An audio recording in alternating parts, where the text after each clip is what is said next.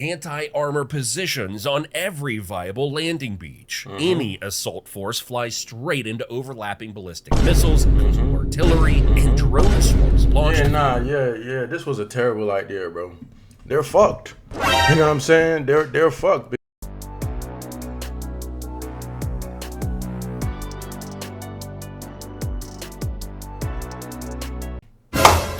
Welcome back to another reaction video, you know what I'm saying, with your boy Lil Giddy. Today we're going to be reacting to what happens if U.S. troops enter Iran. Let's get it. After a month of U.S. and Israeli airstrikes, Iran still hasn't surrendered. The Strait of Hormuz is closed, oil prices are climbing, and thousands of American troops are already gathering in the region, on the ground. Let's start with what's already there. The USS Tripoli arrived in late March carrying the 31st Marine Expeditionary Unit, 2,200 Marines. If Russia... Actually, no, Russia did do this shit. I think they tried to, they did try to invade Ukraine. But if China would have did some shit like this, I know America would have been going crazy. Because, you know what I'm saying, for the longest time, China was trying to take over Taiwan. F-35Bs, Ospreys. The USS Boxer, with another 2,200 Marines, is still en route from San Diego. Between 2,000 and 3,000 paratroopers from the 82nd Airborne have received written orders to deploy. The USS Abraham Lincoln... 2 to 3,000, true. That's a lot of people, bro. That is a lot of people. Not even gonna lie. And all it takes is for one submarine to just send a fucking... what's it called, a torpedo or some shit, and it's wraps. It's GG's for everybody. Carrier Strike Group is actively running airstrikes over Iran right now. The Gerald R. Ford, the other carrier that opened the war, is sitting in Croatia after a fire knocked it out of the fight in mid-March. The USS George H.W. Bush is being prepared as a replacement, but it hasn't arrived yet. Right now, the US is running a one-carrier war. None of this is a full invasion force. These are rapid... fully funded by your tax dollars, by the way. You know what I'm saying? Hey, they ain't got free healthcare for your ass, but they sure got $1 billion $1 billion a day to drop on this fucking war. America's a fucking joke. Response units built for raids, coastal assaults, and targeted infiltrations. Trump says he's not sending anyone in. The Pentagon is preparing for weeks of ground operations anyway. That buildup is already taking hits before it even started. Iran struck Prince Sultan Air Base in Saudi Arabia. At least 15 Americans injured, an E-3 radar plane effectively destroyed, multiple refueling tankers damaged. A KC-135 went down over Iraq on March 12th, killing all 6 crew members on board. Gulf states initially refused U.S. base access out of fear of Iranian retaliation, though Saudi Oh God, nigga, they not trying to get clapped. They don't want no smoke, bro. You know what I'm saying? This war was completely unnecessary. America needs to learn to mind its fucking business and not go fucking with people who ain't doing shit. Libya has since reversed course, opening King Fahd Air Base to U.S. forces after Iran started hitting Saudi infrastructure directly. Spain has closed its airspace to U.S. military flights entirely. The situation is already messy. Yeah, nah, with no allies or bases to fucking land all these planes and support all of these troops, bro, it's not looking good for the U.S. military right now. It's not, you know what I'm saying? Nobody's fucking with y'all. This is suicide, nigga. And nobody's crossed a border yet. Karg Island. The most talked about option is Karg Island, a small island about 15 miles off the Iranian coast that handles roughly 90% of Iran's crude oil exports. Seize it, hold Iran's economy hostage, force them to reopen the strait. Simple idea, not a simple operation. The IRGC has spent weeks turning it into a fortress. Anti-armor positions on every viable landing beach. Any assault force flies straight into overlapping ballistic missiles, coastal artillery, and drone swarms launched. Yeah. This was a terrible idea, bro. They're fucked. You know what I'm saying? They're fucked because you gonna understand, like, these people have all kinds of fucking bombs in that water for ships. Any unauthorized fucking ship try to pass through that shit, they gonna get blown the fuck up. You know what I'm saying? And you have no help. You have no support because this was bullshit, bro. You did not have to start this shit. You know what I'm saying? From the Iranian mainland just 15 miles away. Taking the island is probably doable for elite marine units. Holding it is where it falls apart. You need constant resupply by sea, continuous air cover, and a missile defense system that never switches off. That means permanently stationing Arleigh Burke destroyers around the island. Destroyers urgently. And you think they're not finna, you think Iran not finna send more backup for fucking troops and fucking, you know what I'm saying? This is their home base. You know what I'm saying? Imagine you who's coming from thousands of fucking miles to supply your troops with artilleries and fucking weapons and all that shit. These niggas, they're right there. You at their house. Everything there is manufactured right there. It's not going to be a problem for them to supply their troops with what they need to fuck you up. While your man over here probably frustrated and fucked up because they're running out of supplies and ammo and shit. And they got to wait for the next supply to hit, which might take, I don't fucking know, possibly days or weeks. Needed elsewhere for strike operations and escorting shipping. And with the Iranian mainland that close, there's no safe perimeter. Every supply run, every medevac flight, every ship in the area is within range of shore-based missiles the whole time. Russia is almost certainly feeding Iran real-time satellite imagery of US positions on top of that, which makes every... Oh yeah, for sure. 100%. Especially after the fucking help that we gave Ukraine and all the billions of dollars, you know Russia's not fucking with America right now.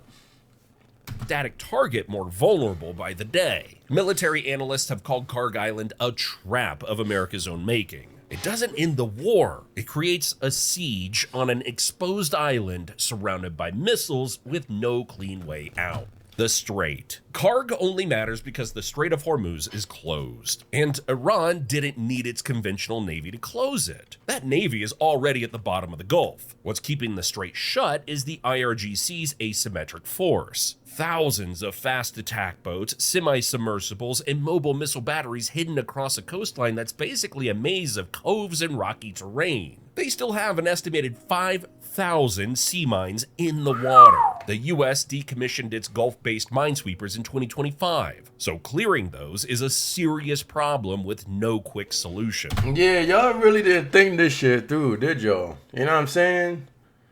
This is not a fucking... just any fucking country, you know what I'm saying? This is Persia y'all fucking with. These niggas got a long history of fucking war. Go back in time, nigga. Go read the history books. These niggas was getting active. You know what I'm saying? Hitting command nodes, destroying missile batteries, getting out before Iranian forces can respond. Fast, targeted, small. The problem is scale. The Iranian coastline stretches for hundreds of miles. Batteries, radar installations, and militia units are spread across terrain practically built for concealment. You run these raids for weeks and Iran repositions overnight. Every site you destroy gets replaced. It becomes whack-a-mole with no finish line. And no guarantee the strait actually opens even if every single raid goes perfectly. Pickaxe Mountain. Then there's the actual reason this war started: Iran's nuclear program. Airstrikes have hit the surface level infrastructure hard. Isfahan, the Arak heavy water plant, multiple enrichment sites, all badly damaged. But there's one target air power almost certainly can't touch. Near Natanz, there's a facility intelligence circles have been calling Pickaxe Mountain. Buried deep inside a mountain with reinforced tunnel entrances, concrete portals, and camouflaged rooftops designed specifically to defeat bunker buster bombs. And separately, Iran still has over 400 kilograms of highly enriched uranium buried under the rubble of already struck sites. Enough for multiple weapons that nobody has physically secured yet. Destroying Pickaxe Mountain alone doesn't solve that problem. If you can't bomb it, you go in on foot. The plan would involve Delta Force, Navy SEALs, and Israeli Special Operations units, already believed to be operating inside Iran doing target designation.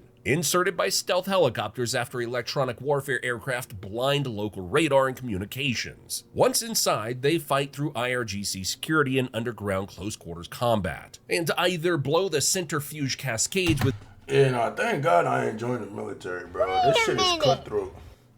This shit is cutthroat as fuck. This is basically a suicide mission. You know for a fact a lot of these niggas is not gonna be coming back home, bro. Yeah, that's crazy. demolition charges or pull out physical evidence of weapons-grade work. The risk is brutal. If the helicopters are compromised on the way in, if the blast doors take longer than expected, if the underground defenses are heavier than the intelligence suggested, those operators are trapped inside a mountain with no way out. The special operation becomes a hostage crisis, and rescuing them means launching the conventional ground war everyone was trying to avoid.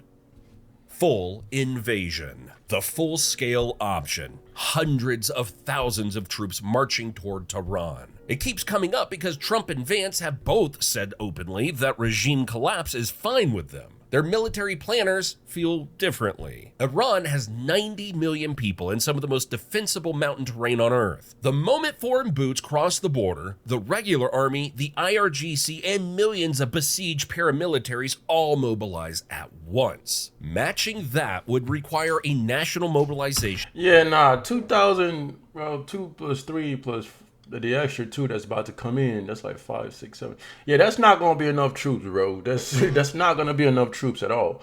This nigga did not really think about this shit before he executed this fucking plan. That's not gonna be enough troops, because you talking about, like, they have countermeasures for the weapons that they bring in, and you gotta think about the time it takes for them to deliver that shit to the Middle East. It's just a stupid mission. It's not. Boy, these niggas are cooked.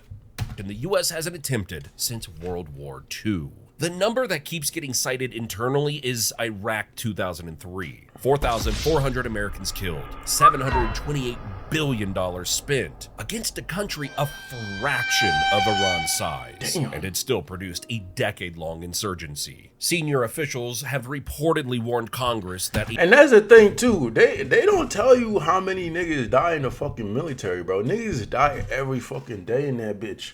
You know what I'm saying? And obviously they're not gonna tell you, because then you would be too scared to fucking join. But the chances of you getting murked in that bitch is high. You know what I'm saying? Shit, probably 1 out of every 100.